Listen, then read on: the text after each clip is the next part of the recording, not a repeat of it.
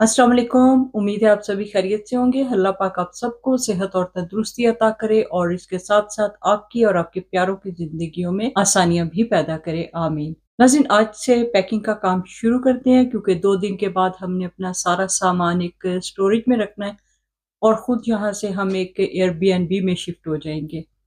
Storage के लिए हमें अपने टाउन में एक बहुत अच्छी जगह मिल गई है। घर है किसी का और घर इतना बड़ा है कि उनके पास जो फालतू जगह है वहाँ पे उन्होंने तकरीबन 150-200 कंटेनर रखे हुए हैं और वो कंटेनर लोग रेंट पे लेते हैं जिसके अंदर अपना सामान, गाड़ी, जो भी उनका जी चाहे वो वहाँ पे स्टोर कर सकते हैं।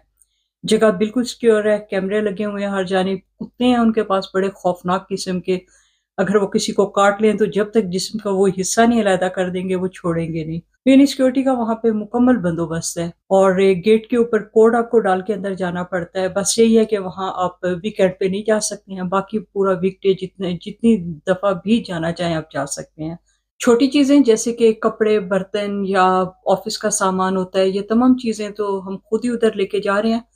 बाकी जो बड़े आइटम हैं जैसे फर्नीचर वगैरह हैं, ये एक रिमूवल कंपनी है, ये हमें वहाँ स्टोरेज तक पहुँचाएँगे।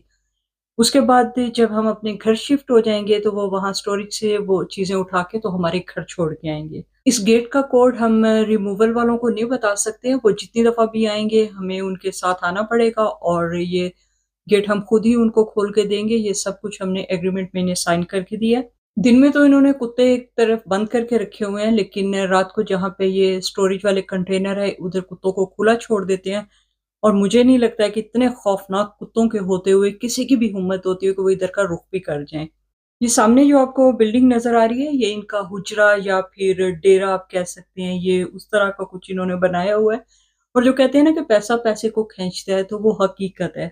एक माशाल्लाह वैसे ही इनका घर इतना बड़ा है और ये अच्छे खासे मालदार लोग हैं और दूसरा इनके पास जो फालतू जगह थी वो इन्होंने बजाय ज़ाया करने की उसके ऊपर इस तरह कंटेनर रख के तो उसे ये रेंट पे दे देते हैं और इस तरह इन्होंने इस फालतू जगह को अपने इस्तेमाल में लाके उससे अपनी आमदन का ज़रिया बना रखा है। इसीलिए तो पंजाबी में एक कहावत भी बड़ी मशहूर है कि जिदे कर दाने उदे कमले भी सियाने।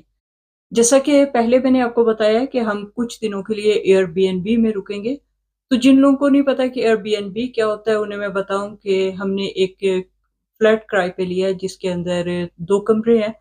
उसमें वो हमें बुनियादी जो ज़रूरियाती ज़िंदगी की चीज़ें होती हैं, जैसे कि फर्नीचर है या फिर किचन में इस्तेमाल होने वाली चीज़ें हैं, वो तमाम हमें वो देंगे।